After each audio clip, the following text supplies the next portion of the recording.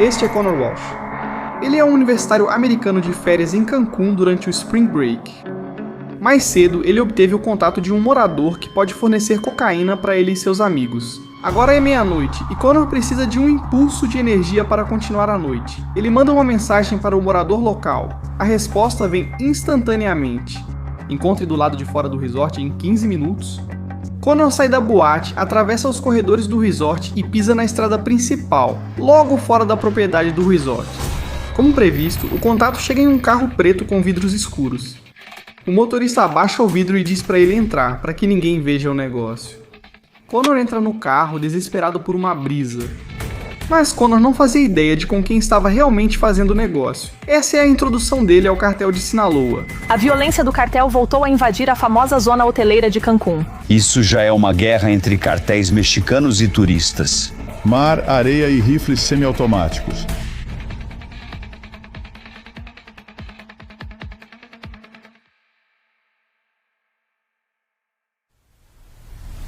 O México tem dezenas de resorts de praia famosos, mas para começar, vamos focar onde Connor estava comprando as drogas: Cancún.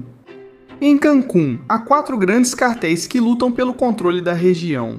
Tem o cartel de Sinaloa, o cartel Jalisco Nova Geração, o cartel do Golfo e o cartel de Noreste.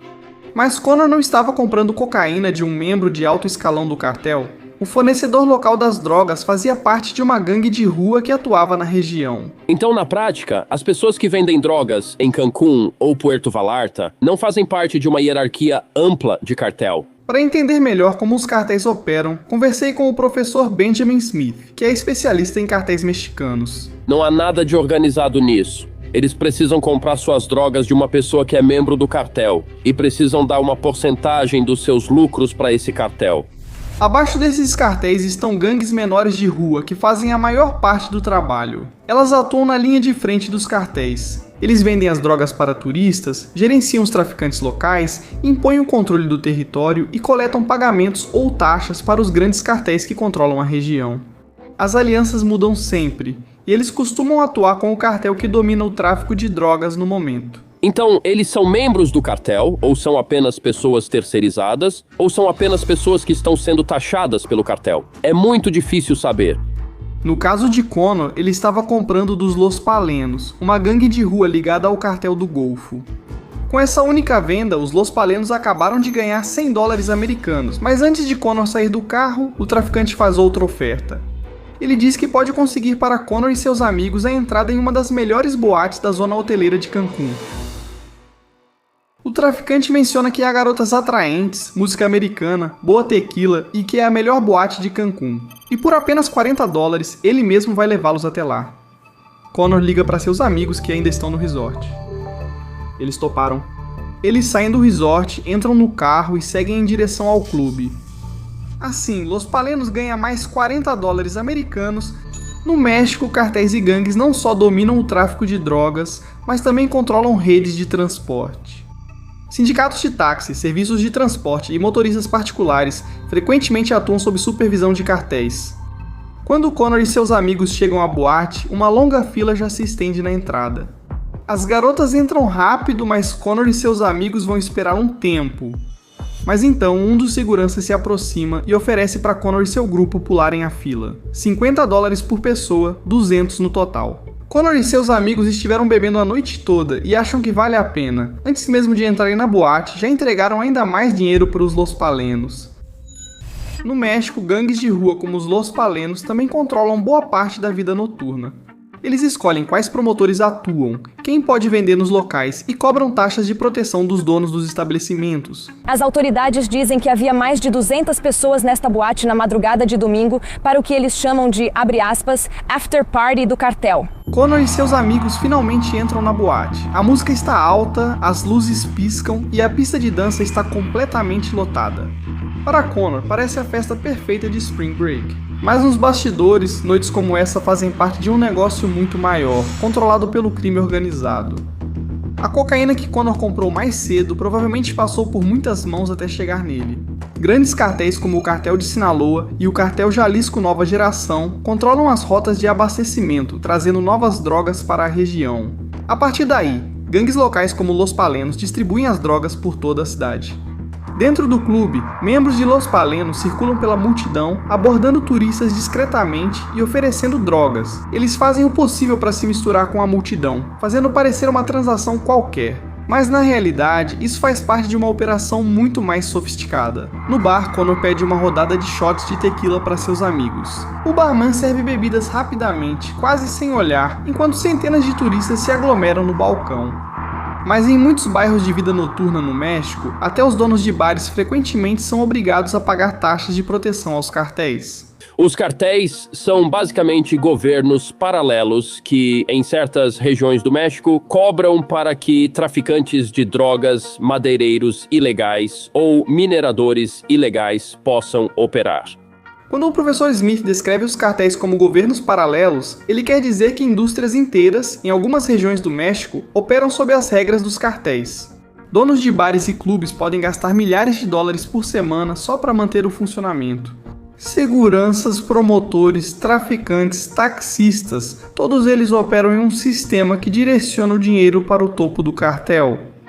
Mas de volta à pista de dança, Connor não percebe nada disso. Para ele é só mais uma noite selvagem em Cancún.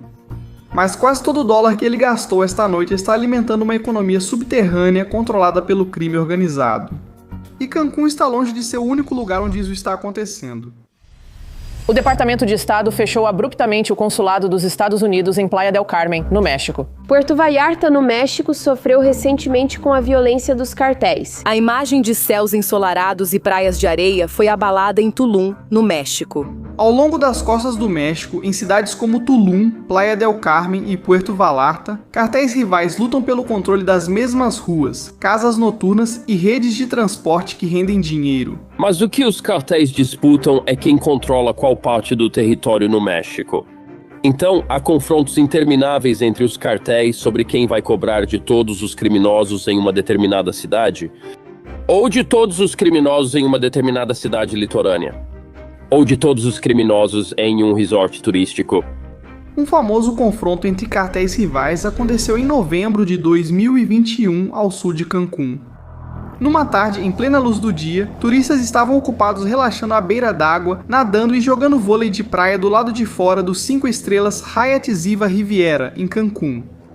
De repente, as férias deles se transformaram em um pesadelo. Um grupo de cerca de 15 homens armados e mascarados apareceu vindo do mar em direção a eles em jet skis. Eles desceram dos jet skis, invadiram a areia carregando fuzis de assalto e começaram a atirar. Mostra homens armados invadindo a praia e pessoas correndo para salvar a vida enquanto eles entram na propriedade do resort.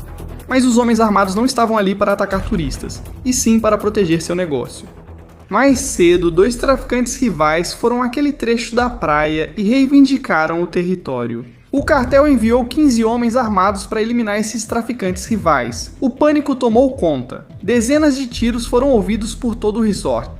Centenas de turistas correram para salvar suas vidas e fugiram das áreas da praia e da piscina. Funcionários do hotel esconderam hóspedes em pânico, trancando-os em corredores, cozinhas e quartos quaisquer do hotel. Em poucos minutos, o ataque terminou. Os 2 traficantes rivais foram mortos a tiros bem na areia onde estavam negociando. Os atiradores então subiram novamente em seus jet skis e desapareceram no mar, tão rápido quanto apareceram.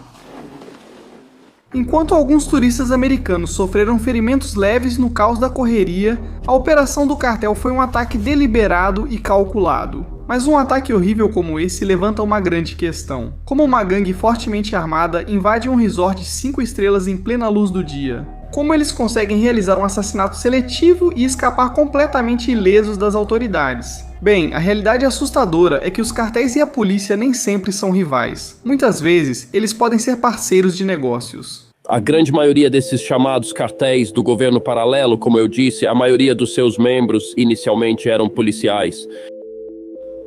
E muitos ainda são policiais. Para que um cartel consiga comandar um governo paralelo com sucesso, eles precisam que as autoridades reais fechem os olhos, ou melhor ainda, que trabalhem para eles.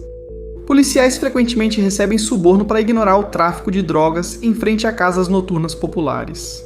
Policiais às vezes recebem para alertar líderes de cartel sobre operações militares ou garantir a segurança enquanto os cartéis atuam. Para um turista americano como Connor, essa é uma realidade perturbadora. Se uma negociação de drogas der errado ou se ele se encontrar em perigo, as próprias autoridades para as quais normalmente recorreria em busca de ajuda podem ser exatamente as mesmas pessoas que estão lucrando com a compra dele. E eu me lembro muito claramente de estar no sul do México por volta de 2012 a 2013. Durante a década em que vivi nessa cidade, a polícia mexicana basicamente extorquiu todos os donos de bares e disse: se vocês quiserem vender maconha no bar, tem que nos pagar uma propina. E todos eles fizeram isso. Então, um dia, os Zetas chegaram, que são um cartel muito violento e muito famoso. E eles foram a todos os bares em Oaxaca e disseram: agora vocês vão nos pagar para vender nossas drogas no seu bar. E se não pagarem, nós vamos matar vocês. E no dia seguinte, 2 donos de bares estavam mortos e o chefe do sindicato dos taxistas, que também tinha se recusado a vender ou a lidar com os Zetas, teve sua cabeça colocada em uma estaca em uma colina fora da cidade de Oaxaca. Ao contrário da maioria dos cartéis que surgiram de famílias ou comunidades rurais, Los Zetas foi fundado por um membro de elite das forças especiais do exército mexicano. Eles deixaram o exército e se tornaram o braço armado do Cartel do Golfo, trazendo um nível de disciplina e brutalidade que o México nunca tinha visto. No entanto, eles acabaram se separando do Cartel do Golfo e formaram sua própria organização. Os Zetas se destacaram por violência pública aterrorizante e pela abordagem junte-se ou morra aos negócios locais. Não queriam só vender drogas e enriquecer. Eles queriam controle total sobre cada dólar que circulava pelas cidades que ocupavam. Em 2011, os Zetas já haviam expandido seu alcance muito além do sul do México e agora estavam entrando na cidade de Monterrey. Os donos do Casino Royale em Monterrey, no entanto, não queriam seguir as regras dos Los Zetas. Quando os donos do cassino supostamente se recusaram a pagar as exigências de extorsão dos Zetas, o grupo decidiu enviar uma mensagem mortal. Na tarde de 25 de agosto, vários veículos pararam na entrada do cassino lotado. Homens armados dos Los Zetas invadiram o prédio, mas eles não estavam ali para um ataque direcionado como o tiroteio na praia em Cancún. Eles jogaram gasolina na entrada e no salão do cassino e incendiaram o prédio com centenas de pessoas ainda lá dentro. O fogo se espalhou com uma velocidade assustadora, prendendo turistas e moradores dentro do cassino. Quando a fumaça finalmente se dissipou, 52 pessoas estavam mortas. Esse continua sendo um dos ataques mais mortais a um local público na história do México, e serve como um lembrete brutal do que um governo paralelo como Los Zetas pode fazer quando é desafiado. Atos de violência como esse são mais que uma trágica perda de vidas, também geram um pesadelo para a imagem do governo mexicano. Um único vídeo viral de um tiroteio na praia ou de um cassino em chamas pode levar a milhares de voos cancelados e uma queda massiva na receita do turismo. Como o turismo é uma parte tão grande da economia do México, o governo muitas vezes é forçado a manter um equilíbrio delicado. Eles devem reprimir os cartéis por seus crimes, mas também garantir que mantenham as áreas turísticas relativamente seguras. Mas não é só o governo que tem interesse nesse equilíbrio. Os próprios cartéis geralmente têm um enorme interesse financeiro na indústria do turismo. Eles veem turistas americanos como Connor e seus amigos não como alvos, mas como uma fonte constante de renda. E Connor é apenas um cliente que paga pouco. Os mesmos cartéis que controlam a vida noturna, o transporte e a venda de drogas também lucram com esquemas mais sofisticados que têm como alvo turistas mais ricos. Veja o pai do Connor, por exemplo. Inspirado pelas Spring Break agitado do filho em Cancún, ele decide explorar a possibilidade de comprar um tempo compartilhado em Cancún por conta própria. Afinal, eles são de Michigan, e só tem alguns meses de sol quente por ano. Ele visita o Cove Gardens Luxury Resort em Cancún, que promete algumas das melhores ofertas da região. Um café da manhã grátis vira uma apresentação de vendas de 90 minutos. Essas apresentações de 90 minutos frequentemente duram 3 ou 4 horas. Os vendedores muito treinados e carismáticos seguiram servindo tequila com refrigerante ao pai do Connor durante a apresentação. O pai do Connor achou que eles não queriam encerrar a conversa. Eles pressionam dizendo: essa oferta só vale hoje, e avisam que o incentivo fiscal do governo expira à meia-noite. O pai do Connor ficou desconfiado e não queria tomar uma decisão impulsiva. Foi aí que um gerente falso entrou e baixou ainda mais o preço. Eles agem como se fizessem um favor para ele. Os contratos são longos, densos e muitas vezes parcialmente em espanhol. O objetivo é exauri-lo, sobrecarregá-lo e até embriagá-lo até que ele assine só para poder ir embora. E depois de 3 horas de negociações, ele faz exatamente isso. O pai de Connor fica animado ao voltar à espreguiçadeira na piscina do resort, onde tem uma cota de multipropriedade. Mas o que o pai de Connor não sabia é que esse resort, Cove Gardens, é propriedade e é operado pelo CSKNG, um dos cartéis mais implacáveis do México.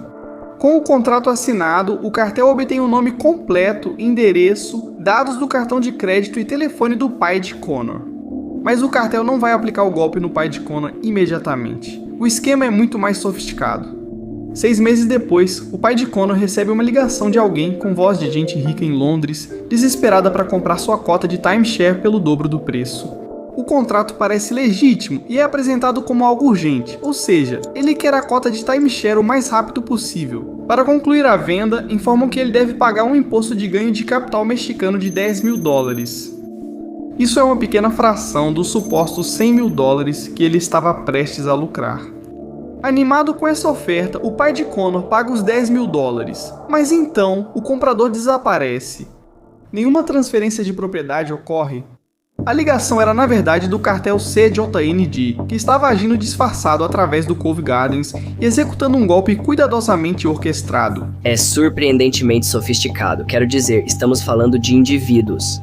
Eles contratam pessoas que falam inglês perfeito nesses call centers e fornecem documentos que parecem ser muito legítimos. Uma semana depois, o pai de Connor acredita receber uma tábua de salvação. Ele recebe uma ligação de um advogado que diz trabalhar para o governo mexicano e pode ajudá-lo a recuperar o dinheiro. O advogado informa ao pai de Connor que prenderam os golpistas e acharam seu dinheiro em uma conta congelada. Para quem perdeu $10.000 parece um milagre, mas na verdade é apenas a mesma organização criminosa usando um roteiro diferente. O advogado informa que para liberar os fundos, ele deve pagar uma taxa única de restituição. Desesperado para corrigir o erro, o pai de Connor faz a transferência. Ele pensa que está resolvendo o problema, mas só está pagando ao cartel de novo. Autoridades dos Estados Unidos afirmam que os cartéis ganham tanto com golpes de multipropriedade quanto com o tráfico de drogas. Qual o valor envolvido? Então, de acordo com as autoridades do governo dos Estados Unidos com quem conversei, estamos falando de centenas de milhões de dólares todos os anos. O cartel CJNG tem lucrado muito com golpes de aluguel de multipropriedade, especialmente onde o pai do Connor havia acabado de comprar sua multipropriedade Cove Gardens em Puerto Vallarta. Autoridades dos Estados Unidos afirmam que o multipropriedade à beira-mar com 22 quartos é fachada para uma fraude comandada pelo cartel, que já enganou milhões de visitantes americanos. O Cove Gardens ainda está em funcionamento até hoje, mas foi atingido por severas sanções internacionais e alertas de que esse resort pertence a um cartel. Do grama de cocaína de $100 em uma pista de dança de Cancún ao golpe de timeshare de $100.000 em uma sala de reuniões de luxo, o governo paralelo do cartel é alimentado pelos próprios turistas que visitam o México para escapar da realidade. Connor e seu pai achavam que estavam comprando um pedaço do paraíso, mas na verdade eles são o combustível principal para os cartéis criminosos mais perigosos do México. Os cartéis dominaram o governo paralelo no México, mas eles não são os únicos comandando uma economia criminosa sofisticada. Para ver como essas organizações operam em solo americano, clique aqui para assistir a minha análise sobre a máfia de Nova York em 2026 e como as 5 famílias mafiosas se tornaram uma das redes criminosas mais sofisticadas da história.